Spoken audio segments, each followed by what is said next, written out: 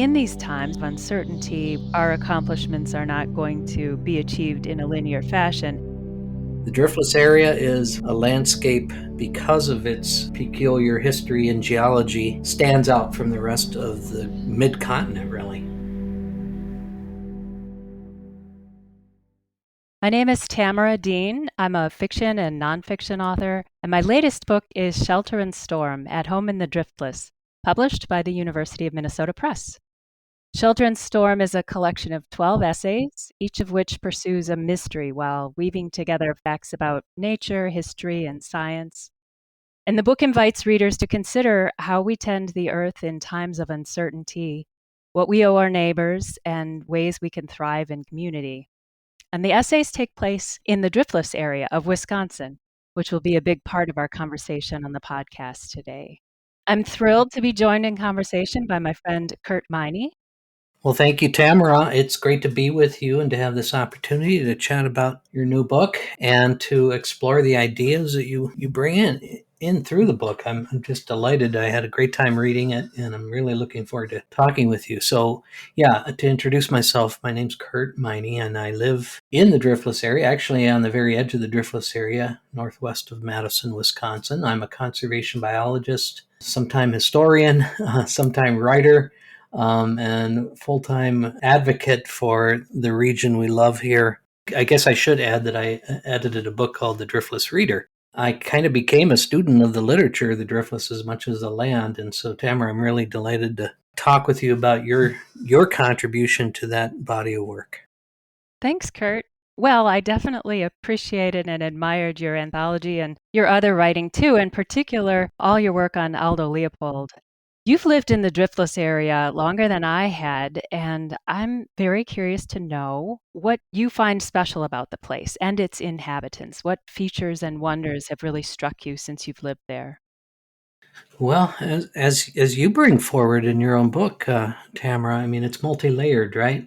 Just the most visceral is just visually, because it's not like the rest of the Midwest. It's not flat. The driftless area is rugged, it's corrugated, it's full of twisty roads that don't meet at 90-degree angles as they do in most of the rest of the Midwest. It's a landscape because of its peculiar history and geology, um, stands out from the rest of the mid-continent, really.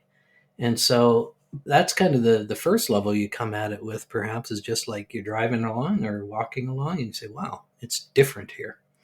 But that superficial reality of the topography of the landscape has meant for generations, centuries, millennia even, different kinds of human cultural expression and life on the land. And so once one gets accustomed to the place, one begins to pick up the signals of that history and that culture and see the quirks of this landscape. And it's just endlessly interesting. um, there's always something new around, literally around the corner, and so it entrances. Yes, I mean, I fell in love with it as soon as I drove through the area, and it seemed so impossible because I didn't really understand what driftless meant at the time, even though I had lived in Madison for quite a while, which is sort of on the edge of the driftless area, only some miles away. I didn't understand what driftless meant, and I should say, in case listeners don't know, that driftless refers to the absence of drift, which is the sediment, the silt and the pebbles that glaciers carry along with them and leave behind when they recede. And driftless means that the glaciers, maybe dozens of them, never reached this area, which encompasses 8,500 square miles of southwestern Wisconsin mainly, but also a little bit of northwestern Illinois. So the topography isn't flattened like the rest of the Midwest. It has these sharp, steep limestone bluffs and these narrow river valleys. And because of that topography, I mean, as you said, it's been a refuge for millennia for the Ho-Chunk people who were pushed southwest from the Green Bay area, what's now Green Bay, toward the driftless area as the glaciers came down. They founded a refuge, and then people ever since have also founded a refuge, as have some endangered and threatened animal and plant species. Yeah, it's people have always recognized that there's something different about this landscape, this kind of divot in the edge of the continental glacier. Even going back into prehistory, of course, one of the things I have wrestled with a lot, it does provide refuge, but there's kind of a paradox to it. It both encompasses you, embraces you, and a lot of people talk about how they feel tucked in right into the driftless because of the valley and hill landscape. But there's also a countervailing urge among people who grow up and live in the driftless of sometimes you got to escape. You feel confined. And I find that tension fascinating between feeling both simultaneously almost confined and comforted in the hills of the driftless. Yeah, that's such a great point. It attracts a lot of newcomers, and meanwhile, a lot of the people who've grown up there do move away. But I also noticed when I lived in southwestern Wisconsin in the Viola and Viroqua area that people came back. A surprising number of people who had left right out of high school were coming back to establish either farms or schools or other small businesses. There was something that attracted them even after they left. Yeah, that's part of the pattern as well, is the feeling as one goes through one's life of being a product of this landscape, feeling a need to sometimes escape it, and then feeling that urge to come back. There's a lot of examples of that. I'm thinking right now of Ben Logan, the writer Ben Logan. Born and raised in the Driftless, wrote his wonderful book, The Land Remembers, about growing up in the 1920s and 30s, went away, was a soldier during World War II, was a journalist and publicist with a successful career out east. And in his late years, he purchased his family farm back, returned to the Driftless. So there is that narrative too of, yeah, this dynamism of coming and going and finding something in this landscape that is compelling. Yeah, I'm glad you mentioned Ben Logan. I have been thinking about him lately too. I want to switch to a related topic, which is what do you wish people understood better about the driftless area, or what misconceptions would you like to correct? I'll answer it, but I want you to help me because you've written about that in a subtle way, I think, in your new book. And but I'll give you my thoughts and see what you think. Well, it is again, it's an attractive landscape visually, and so it tends to draw people who have a sensitivity toward the beauty of the landscape, and yet it can be also a very harsh, demanding, and increasingly uncertain landscape to make a living in and to live in. And you write about this. You write about particularly the changes that are coming with climate change and increased incidence of flooding that we've seen continuously over the last 20 years, especially. This is not a place for superficial tourism. Let's put it that way, maybe, or superficial visitation. This is a place that requires a commitment, in a sense. Doesn't mean one is going to always be here, and your story bears that out. But if you're going to respect this place, and this holds true, of course, everywhere, uh, in our relationships with land. But in the driftless, the sensitivity of the landscape to change, social and environmental change, makes it a demanding place to be. Some of the poorest counties and communities in Wisconsin are in the driftless because you can't have the great big monster farms that you see in Iowa or Illinois, the great big corn and soybean empire farms. You can't quite depend on that if you're a farmer or in agriculture to provide you with a secure and stable life. And that's true again everywhere, but in the driftless, the landscape doesn't permit that kind of large scale intensive agriculture. Yeah, that's a great point. So it does foster smaller and often organic farms, family farms. That makes the area unique because of the topography, that large scale agriculture doesn't work as well. I think one of the misconceptions we might have had when we moved out there is that we could make a living farming, or I thought that that was possible. You know, I came from farmers as far back as records go, and I knew it wouldn't be easy, but I didn't understand the system of subsidies that really favor the commodity crops like corn and soybeans, wheat and cotton, which just aren't as well suited to that topography. And also, I didn't anticipate the floods, although, to be fair, I don't think that even people who had lived there for 50 years anticipated the kinds of floods that started happening around the time that we built our house, 2005 to 2007. We lived through 7 of the worst floods on record. Every one would be worse than the previous one. And by 2018, that flood was called by some locals, some old timers, a 1,000-year flood. And the Wisconsin, was it the Initiative on Climate Change, has predicted that southwestern Wisconsin will have heavier and more frequent rain events. So I don't think that that 2018 record is going to hold for a long time either. And that's why we need to come up with, systems of local resilience. Yeah, and we have another interesting feature of the driftless area is that we have a track record on this. And of course, we can go all the way back and talk about indigenous forms of agriculture, small scale and diverse and resilient. But to skip ahead to the European experience, Euro American experience, the settlers who came to this region didn't weren't prepared for it. Let's put it that way. And so, particularly as you get closer to the Mississippi River, one of the quirks of the driftless area is that when you're in Wisconsin, the closer you get to the Mississippi River, the steeper and deeper the valleys become, and the thicker the layer of loess soil, the wind-blown soil from off the glacier, was deposited, and so it was highly erodible. And the history of conserving soil and water in the driftless is really a story not only significant here or not only in the US, it's a globally significant story.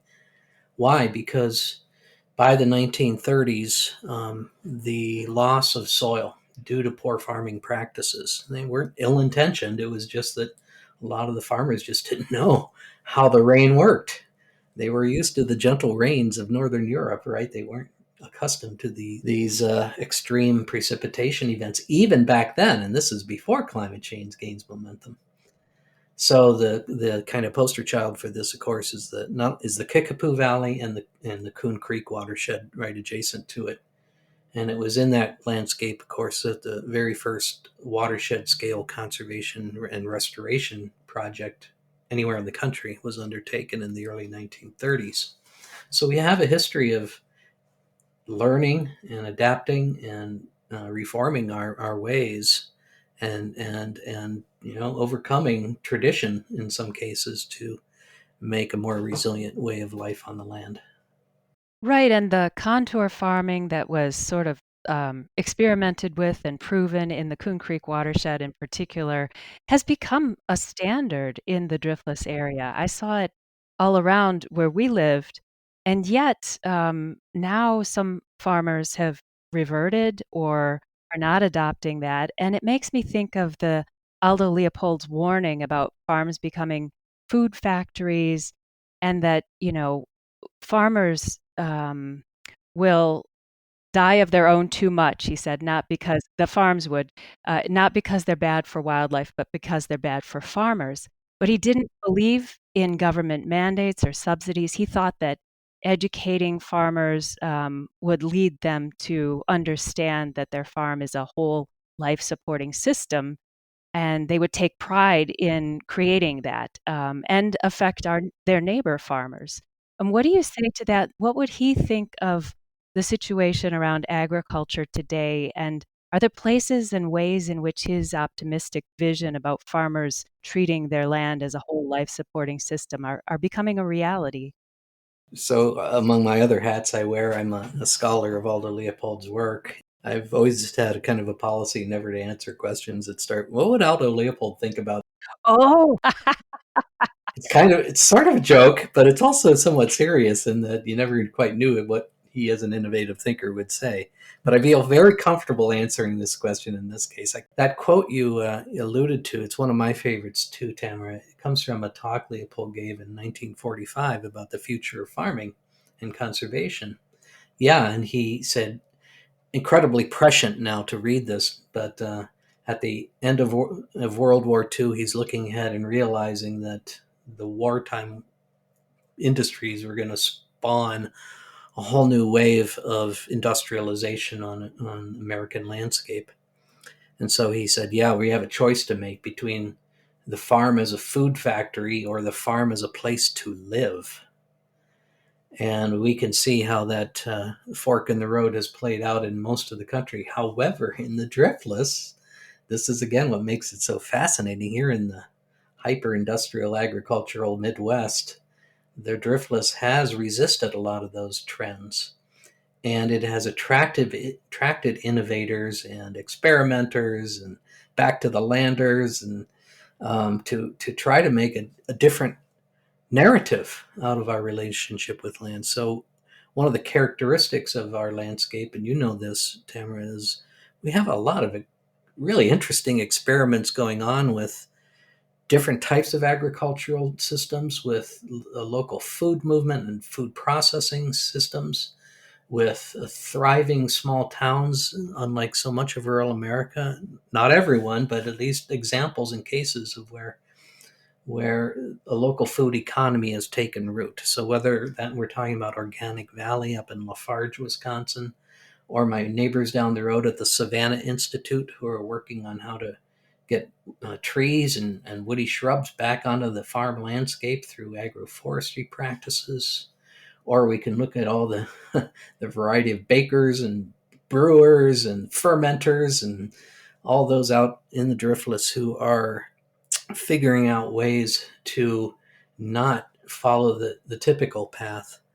And this is really an important characteristic. We have been a proving ground for innovative food and agricultural systems for generations. And partly that's been driven by these environmental and social needs, but it's also just pure creativity and people wanting to make a go at trying on something a little different. Yeah, that's what we saw around us too in Viroqua, and we made a few steps, some inroads into different projects, including establishing WDRT, the community radio station in Viroqua, and community support for that was really strong. Yeah, I mean, we talk about the food systems, but of course, food systems are just part of the general cultural innovation that goes on in our driftless towns and landscapes, and they feed on each other. No pun intended. Um, they contribute to one another, and so anytime I head toward La Crosse and come into the Kickapoo Valley, and I can start to pick up WDRT, I'm there. Well, it's funny you say that the food systems come around because Organic Valley was one of our early sponsors and really supported us getting on the air. Well, what an improbable story Organic Valley is, right? Almost anyone in the country can go into their store now and buy half gallon of Organic Valley milk.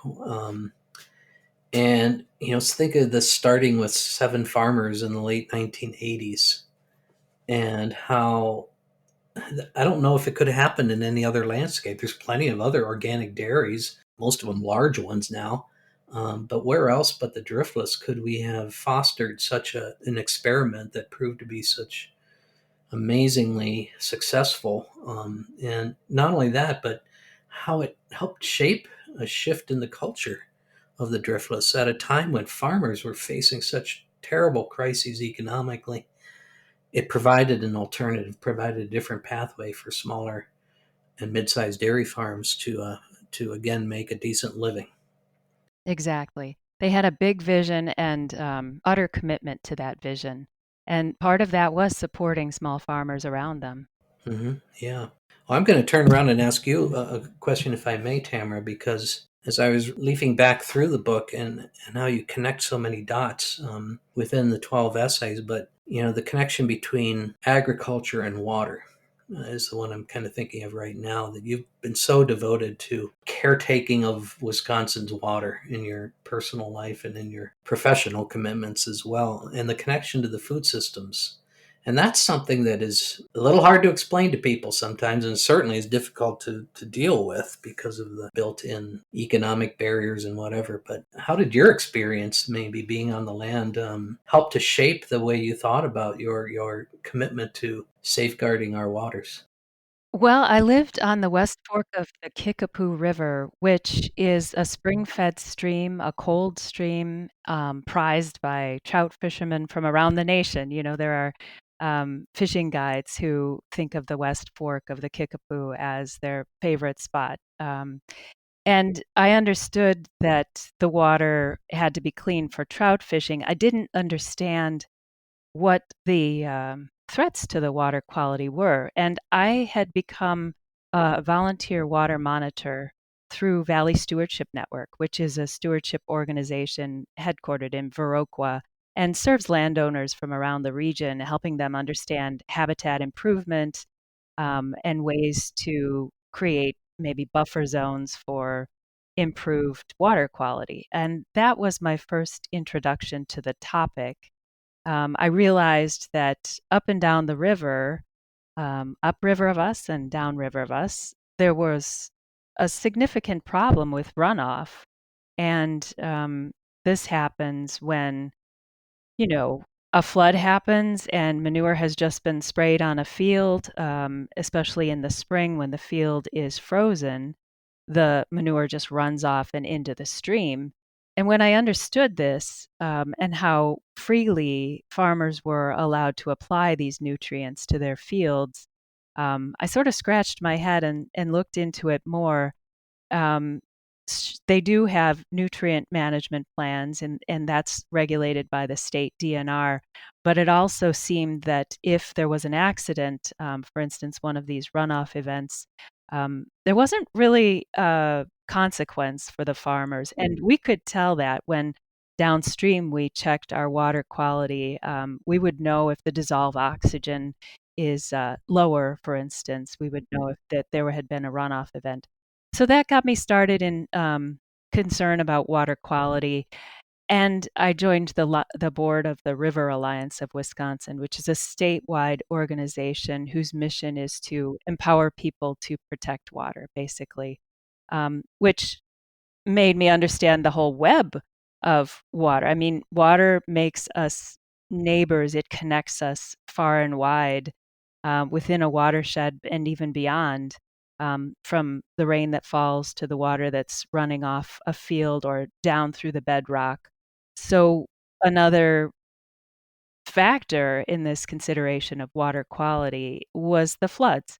And with the flood came all kinds of perils, including bacteria in the water, not just from farms, but from industry and municipalities. It's a big topic. It's really, like I said, connects us in a web-like way that we don't often think about, particularly if we live in an urban area where we just turn on the tap and count on clean water. But in reality, a lot of places in rural Wisconsin don't have clean water, even from the tap, because the wells have been contaminated. And it's up to the owner to check their well water. The state really doesn't have any regulations around that. And a lot of people don't. Most people do not check or test their well water. And it's too bad. As I was listening to you comment there, I was thinking about it, and it's come really comes through in your essays how being where you were and having the stream right outside your door. I mean, it sensitizes you to the dynamic nature of water, and so it's so immediate. And in fact, that's your phrase. I think your phrase is water's dynamic reality. And so we have these issues everywhere, groundwater contamination, surface runoff, etc. But in the driftless, the feedback loops are immediate. Hmm. And so maybe it's in that sense, again, to use one of your words, it's a bellwether, a region for these trends that are affecting us. Right. And we had put in a rainwater cistern when we built our house, and it was sort of an experiment, sort of an impulse, maybe a bit of intuition. That rainwater was filtered a couple of times through a centrifugal filter for particulates and then through a UV filter as it entered the house. And we sent our water to a state hygiene lab for testing, and they said, "We've never seen water this clean." But it was kind of accidental. It was lucky on our part to have such clean water. So we didn't rely on a well, but I found out later that the well for our neighbors just down the road had been contaminated by E. coli. And it's true that that could have come from, human waste or a faulty septic system, but in that area, it's more likely it came from runoff from fields. Yeah. And it also makes me think about, again, going back to what we were talking about, how the Driftless has always fostered innovation and experimentation. We've seen in the last 20 years, since your experience on the land, but is the rise of watershed groups led by farmers themselves. And instead of thinking of us versus them, or they're causing the problem and I'm the one suffering, whatever, it's all of us recognizing we live together in watersheds because water does fundamentally connect us. And so farmers have taken the lead in so many parts of Wisconsin. But again, in the Driftless, I'm thinking of the Coon Creek Watershed Council was kind of reinvigorated and created after those floods in 2018. Um, or over here by Spring Green, the Lowry Creek project that I'm really familiar with, and how they have banded together up and down the course of their watershed to voluntarily, do the work. And all of us benefit from it, and all of us have also an opportunity and obligation to help support them as they do that. Right, and maybe that's an example of what Aldo Leopold was talking about, because in those watershed groups, like the Coon Creek Watershed Council, which is a great example, the farmers are coming together in community and in conversation to solve problems together with nobody, you know, presuming to be the expert, but they're trying out methods and sharing information with each other. And it seems like the best kind of ground up solution for this problem facing our water quality. I'm gonna again ask you a question because as I was thinking about, first of all, your experience of, again, when you were in the Kickapoo and experiencing these dramatic flood events, but then later on, you became involved in the post flood effort to try to help people come to terms with what we are all experiencing in the driftless, and that's through the another group that you helped to initiate with the Driftless Writers Group and the storytelling process. Could you talk a little bit about, you saw it from both sides. You saw it as one experiencing, but then you saw it as one listening and sort of bearing witness as others were sharing their stories. Those are two different perspectives, and I'm wondering how you think about that. Yeah, thanks for mentioning that. It's a project still close to my heart. Um, for the 2018 floods, I woke up before dawn and I heard this ocean roar, and I thought, oh no. I knew it had been raining all night. I didn't know how bad it had been, but 13 inches of rain had fallen on a village north of us, and a reservoir was draining because a dam had broken, and it was all heading downstream. And the sheriff was, evacuating people right up to our house almost. And so there was sort of this emergency sense, but we were lucky, and the floodwaters receded by the end of the day. It had filled the whole quarter-mile wide floodplain across from our house, and tarps and other debris were hanging in trees after it did recede. Even so, we were marooned and couldn't get anywhere for quite a while.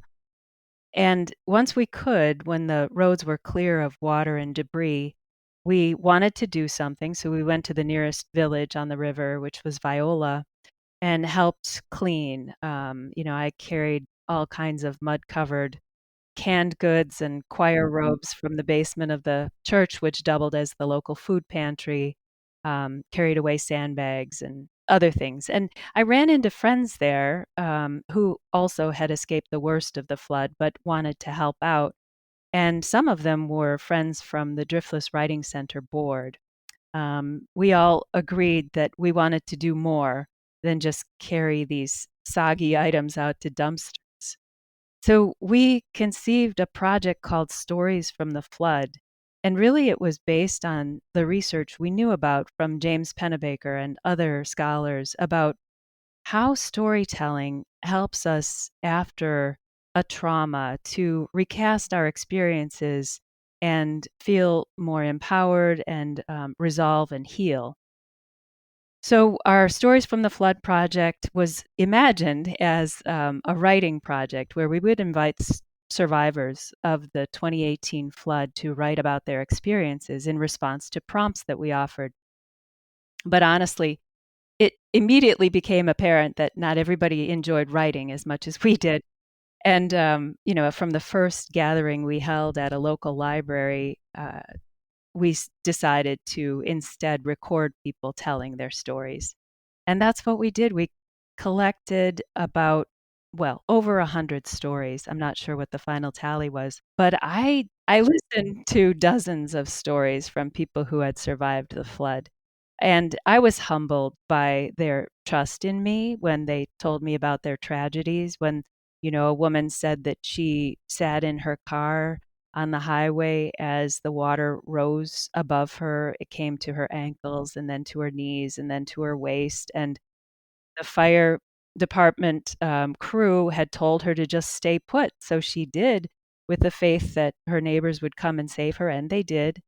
And then another person told me about lying on his bed and just waiting for the flood to rise because he knew that it was so strong it was just going to demolish the buildings on his land. And he said, well, if the house goes, when I asked him if he didn't think about moving to the second floor, he said, there's no point going upstairs. Um, and he survived. Luckily, nobody was killed in that particular flood, but livestock was lost, buildings were lost. And I would say, too, that I lost a sense of safety in the landscape. I felt a bit of betrayal. I thought, all these previous floods, they were record breaking, but they didn't come as near. This one came to within 20 feet of my back door. And the next one, who knows? So when I was asked to be interviewed for the Stories from the Flood project, I thought, well, I don't really have anything to contribute because I didn't suffer like other people did. But the students who interviewed me, because we did have a wonderful group of students at the University of Wisconsin-Madison help us with the story collecting.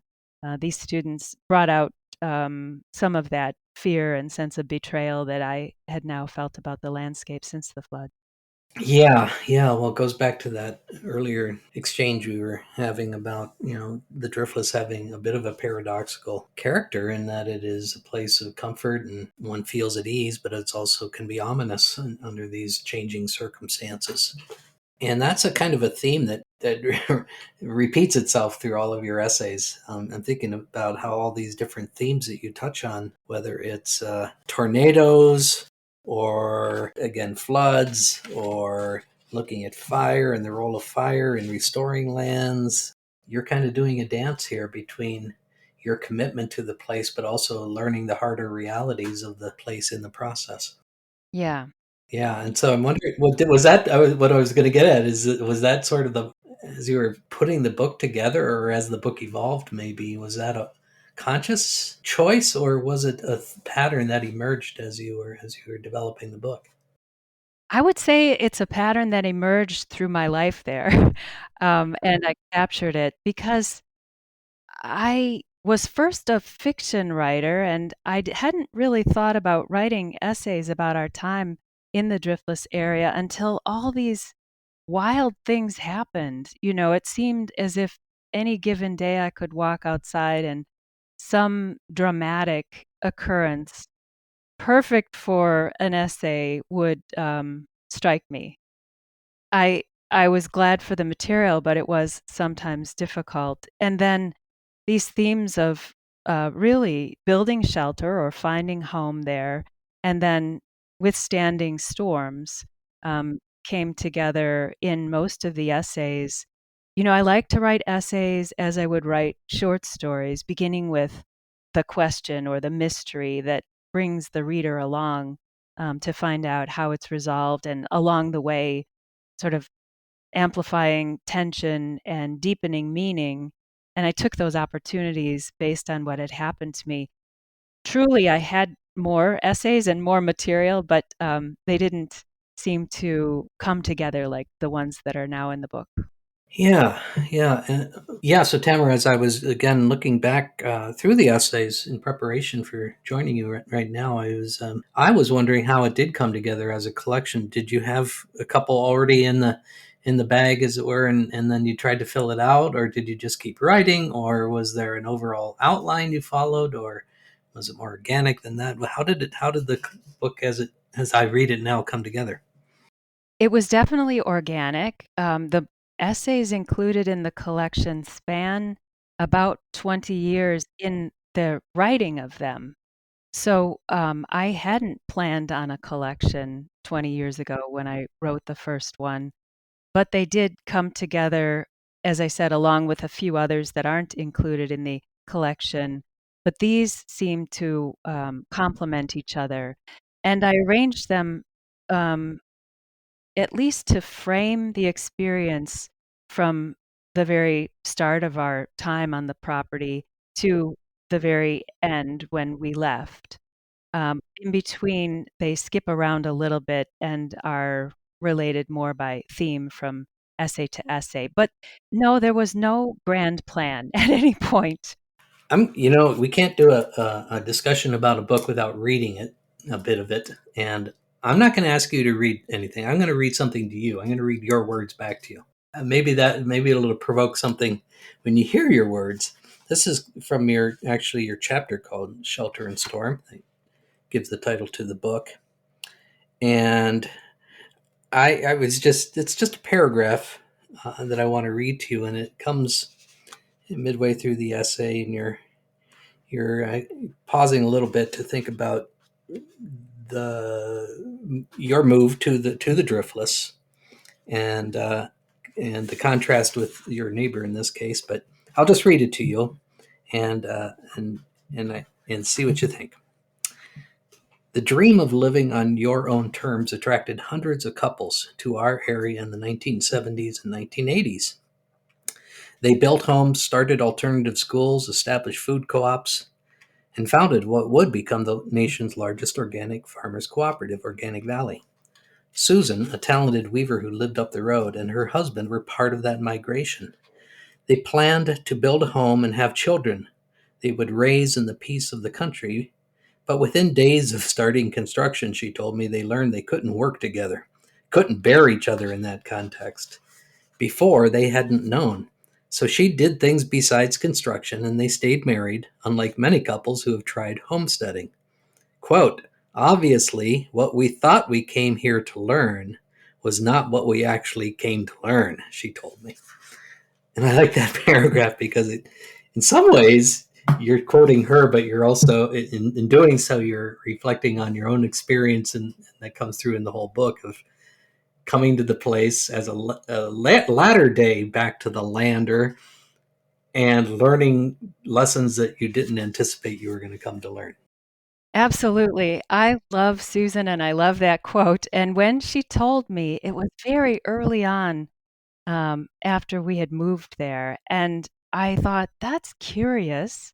She had also told me that her neighbors knew things about her before she did. In other words, they would come up to her at the store and say, "Oh, I see your peas are ready to pick."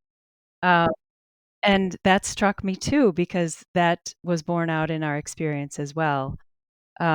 So truly, all the essays in the book are representing an aspect of our lives when I learned something after setting out to learn something entirely different. And Susan captured that so well with her advice to me, or her comment on her own experience, which felt like advice.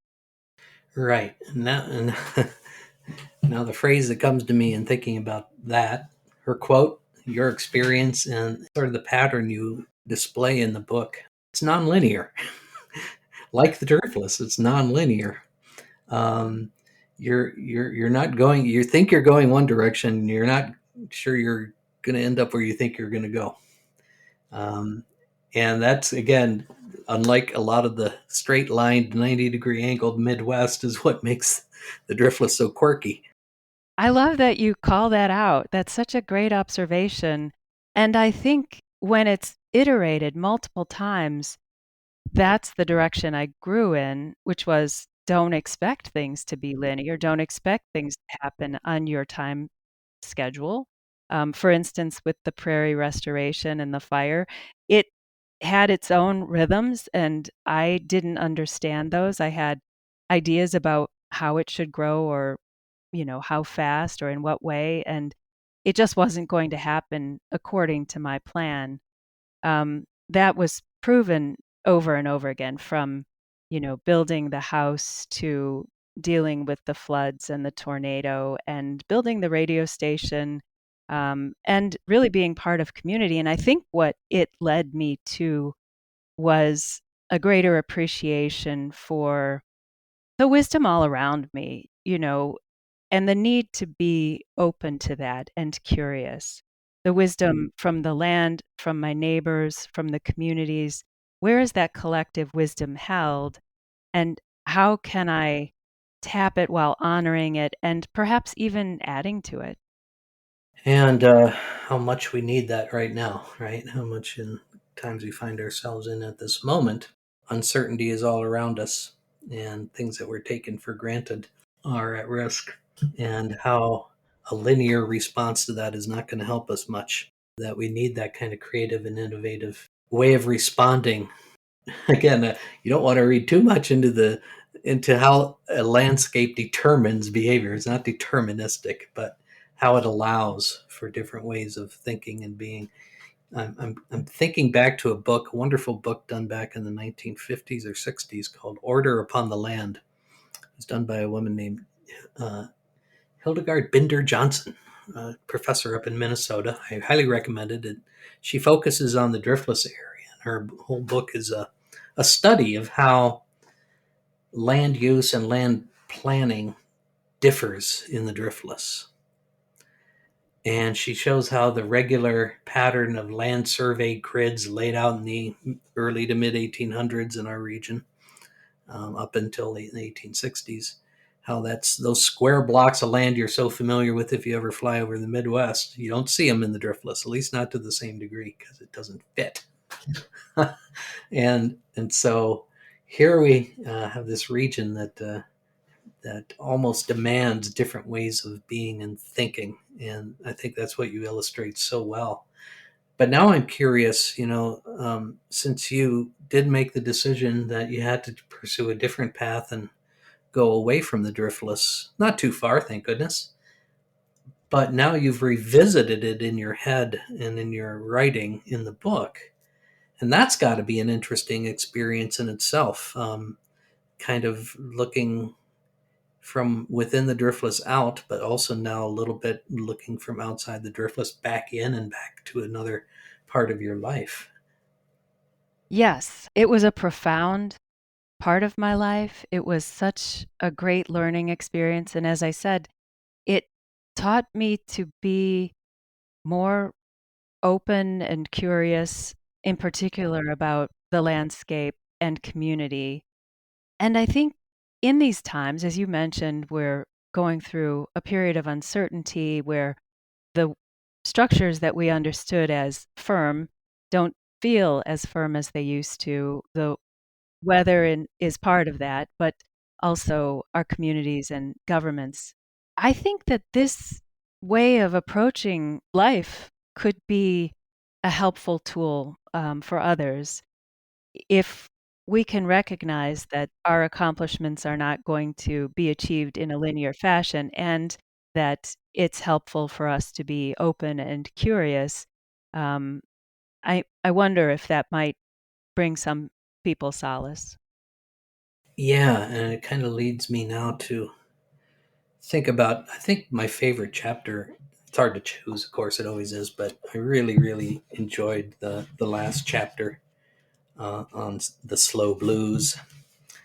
And um, You know, when you read something and you really like it and you read it quick, and you're like, I really liked it, but then you have to say, man, I got to go back and reread it because I liked it so much. I read it too quickly. So I was perusing it again here and seeing how you play off these two small critters, how you play off ticks and the fireflies. And that, how you do that, of course, reveals that pattern again that there are things to be concerned about in any landscape and things to celebrate, and it's simultaneously. And again, how do we find the beauty around us and the wonder? That's again the theme of that chapter for me is the wonder that you in your exploration and your search for this blue flashing firefly, how that takes you to these different places and these small adventures, but how that plays off your increasing concern about the threat of the landscape in the form of Lyme disease. And that just seems so timely, right? We're dealing with both threat and beauty simultaneously all the time. Maybe we always do in our lives. Well, first, I want to say thanks for the title, Kurt, because I remember us talking over coffee one day, and I was telling you about my experiences searching for this firefly that only existed in the driftless area. I said it's called Slow Blues, and you said, "Well, there's your title." Um, I don't remember very that, but kind I'm of you. glad I was present for Thank you. the. But to me, yes, it represents both the threat and the wonder of nature. Also, the influence of climate change is enhancing the possibility of thriving for one of those species and decreasing the possibility of thriving for another. So the slow blue fireflies, because of their life cycle, spending a couple years underground, they're not going to be able to migrate north fast enough if their current habitat, the niche that they're in, warms too much. While the warming is definitely um, benefiting the ticks. They're moving in greater numbers farther north, and they're really proliferating. I think occasionally of Robin Wall Kimmerer's quote, "All flourishing is mutual." I think, I'm not sure that applies to ticks and other beings, but I'm sure you understand that and could unpack that a little bit more than I could. Well, that's a pretty profound challenge. I'm not sure if I'm up to it this time of day, but it is what we wrestle with. It is, how do we deal with sometimes I'll say it this way when I'm giving a guest lecture, talking with students is, look, we live in a time of unprecedented, rapid, accelerating social and environmental change, unlike anything the human race has ever, experienced. And if you feel anxious and disoriented, there's a good reason for it.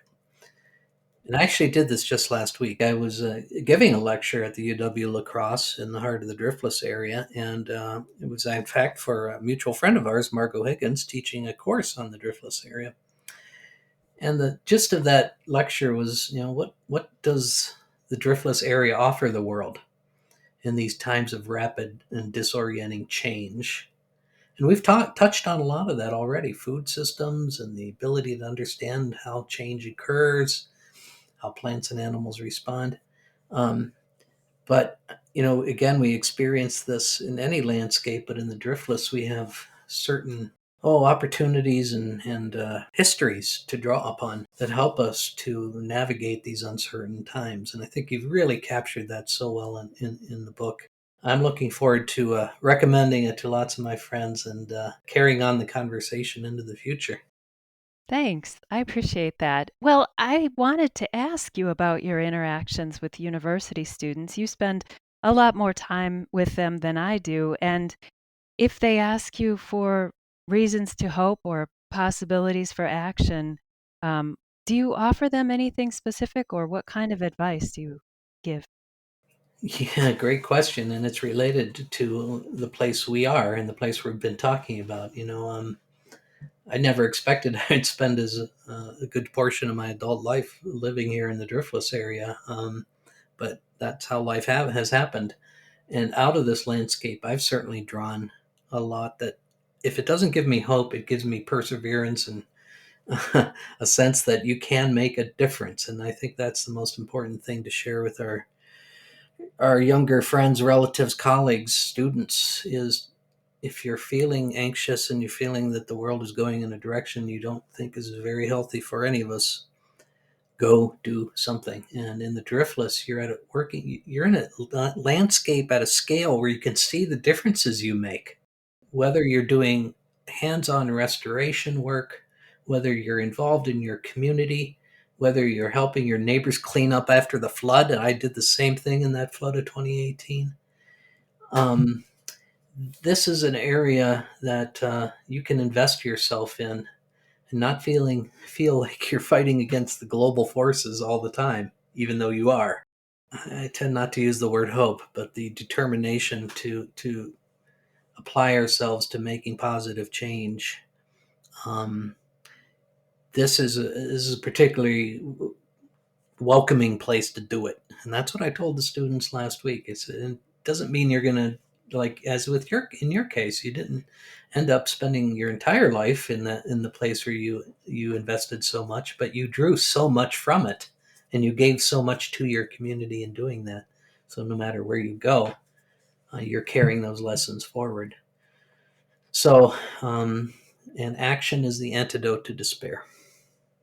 Yeah, I love that. I wonder what you're acting on or writing about pertaining to the driftless lately. Oh gosh, well, I think a mutual friend of ours, Kevin Koch, down there in Dubuque, just asked me to. He invited me to help him on a little joint essay project, writing about the bedrock of the of the driftless area. So he assigned me the job of writing about sandstone, which I had great fun doing, and trying to relearn all my layers of geology.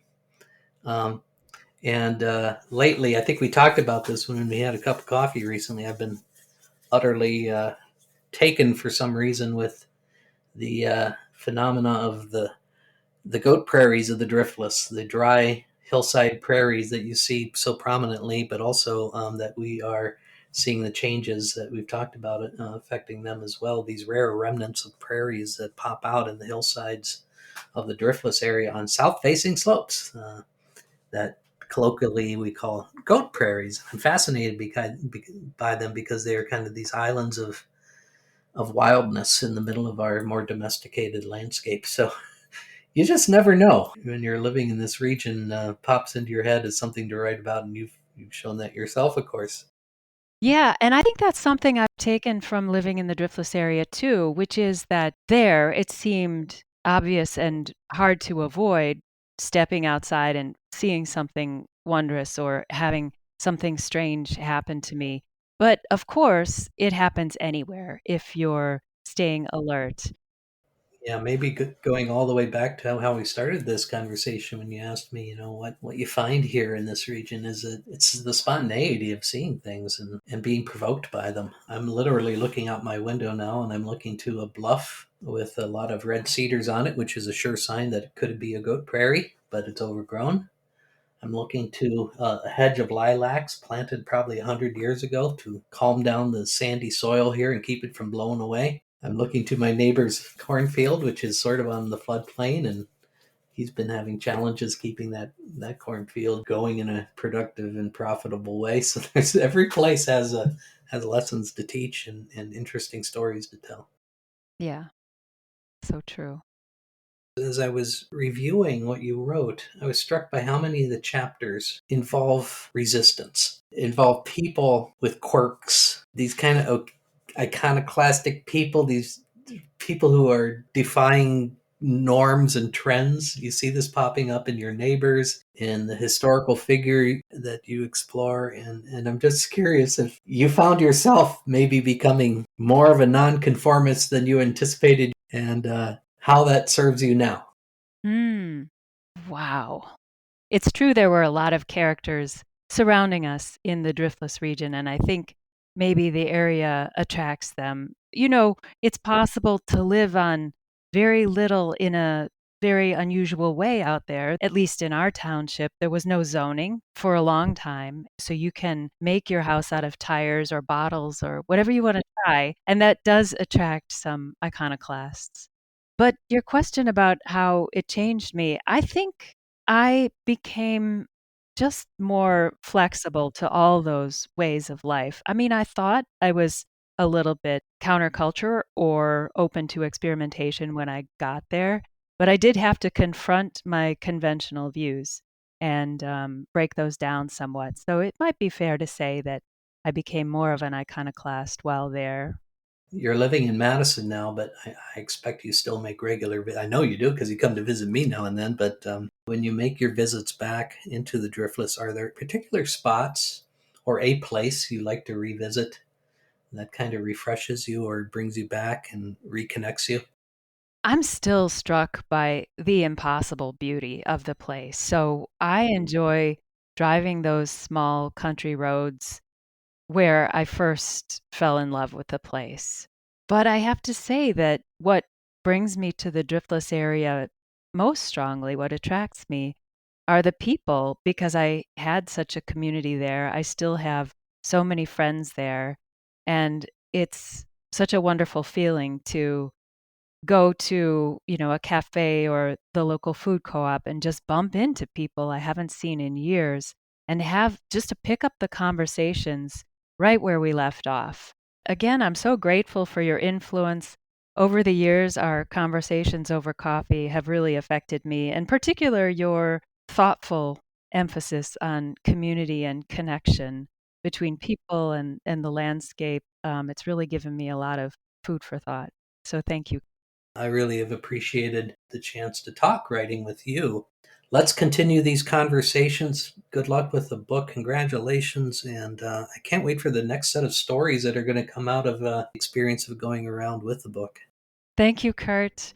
Yeah, I'll definitely see you around the Driftless area soon. I wish you all the best with your writing too. Thanks so much. We look forward to seeing you again soon. Take care. Bye. Bye. This has been a University of Minnesota Press production. The book Shelter and Storm, At Home in the Driftless by Tamara Dean is available from University of Minnesota Press. Thank you for listening.